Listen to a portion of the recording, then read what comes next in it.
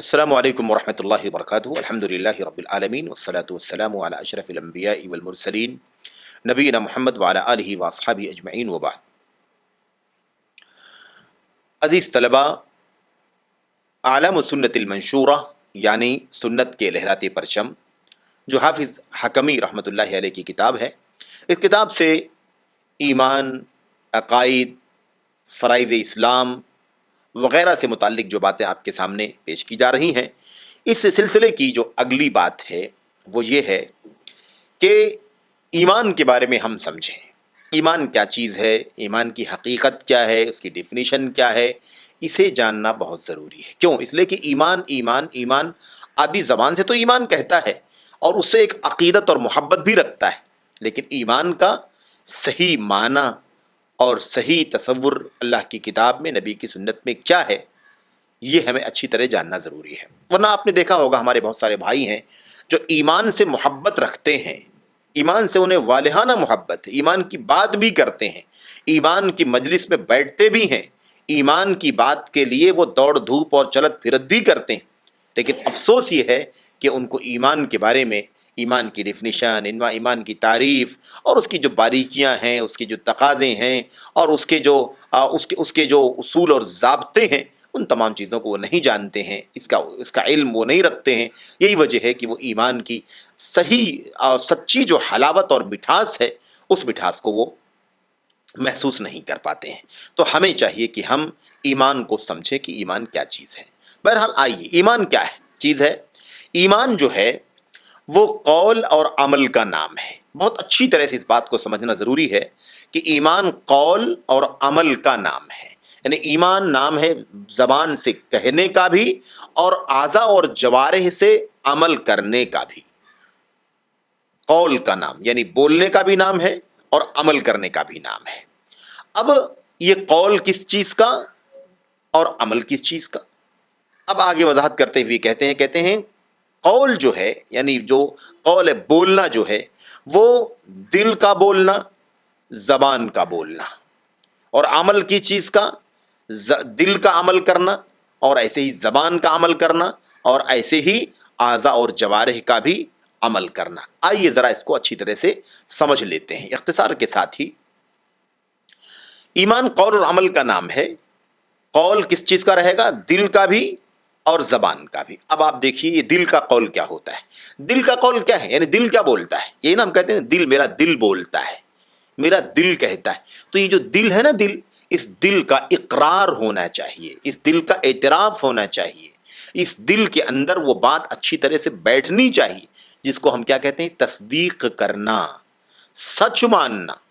دل کو چاہیے کہ وہ اللہ تبارک و تعالیٰ کے ایک ہونے کو سچ مانے۔ یہ ہو گئی بات کس کی؟ یہ ہو گئی دل کی بات۔ تو بات ہونی چاہیے، اور بات دو، دل کی بات اور زبان کی بات۔ اب جس دل میں جو چیز ہے اللہ تبارک و تعالیٰ کے ایک ہونے، تنہا ایک اللہ کی عبادت ہونے، اس بارے میں جو ایمان ہے، یہ جو عقیدہ ہے ہمارا توحید کا، اس کو دل بولے، یعنی دل اس کی تصدیق کرے اور زبان بھی کیا کرے؟ اس کا اعتراف کرے، اس کا اقرار کرے۔ یہ تو ہو گئی بات قول کی۔ اور ایمان عمل کا بھی نام ہے، ایمان عمل کا بھی نام ہے۔ عمل، دل کا عمل بھی ہونا چاہیے۔ دل کا عمل، جیسے دل بولتا ہے ایسے دل عمل بھی کرتا ہے، تو دل کے اندر اس کی پختگی ہونی چاہیے۔ زبان سے بولنا، اقرار کرنا، زبان سے بولنا اور اس کا اقرار کرنا۔ بہت ساری باتیں آگے آ بھی رہی ہیں، اگلے جو مسائل آ رہے ہیں اس میں اس کی تفصیل ہو جائے گی۔ ایسے ہی اعضاء اور جوارح سے عمل کرنا، تو دل سے عمل، زبان سے عمل، اور ایسے ہی ہاتھ پیر وغیرہ سے بھی کیا کرنا؟ عمل کرنا۔ اس کو جوارح کہتے ہیں۔ یہ ہے ایمان۔ ایمان قول اور عمل کا نام ہے۔ قول دل کا، زبان کا، عمل کا نام ہے۔ عمل دل کا، زبان کا اور ہاتھ پیر اور دیگر اعضاء اور جوارح کا۔ ایمان یزید بالطاعہ، اطاعت کرنے سے بڑھتا ہے اور اللہ تبارک و تعالیٰ کی نافرمانی کرنے سے گھٹتا ہے۔ ایک آدمی خوب اعمال صالحہ کا، نیکیوں کا پابند ہو جاتا ہے تو ایمان بڑھ جاتا ہے، اور ایک آدمی اگر سستی، کوتاہی، کاہلی اور پھر عمل کے اندر کمی اگر ہو جاتی ہے اور یا پھر گناہ کے کام ہونے لگتے ہیں تو پھر کیا ہوتا ہے؟ ایمان کمزور ہو جاتا ہے۔ ایمان کمزور ہو جاتا ہے، ایمان میں نقص پیدا ہو جاتا ہے۔ تو ایمان جو ہے نا، ایمان جب اس کا تعلق قول سے، اس کا تعلق عمل سے، اس کا تعلق دل سے، اس کا تعلق زبان سے، اس کا تعلق اعضاء اور جوارح سے ہے، تو ظاہر سی بات ہے کہ اس کے اندر کمی بیشی تو ہوگی ہی۔ زیادہ زیادہ ایمان، زیادہ اطاعت کے کام ہوں گے تو ایمان بڑھ جائے گا، کم اطاعت کے کام ہوں گے، گناہ کے کام ہوں گے تو ایمان گھٹ جائے گا۔ تو یہ ساری باتیں ہمیں کیا ہے، ہمیں سمجھ لینا چاہیے۔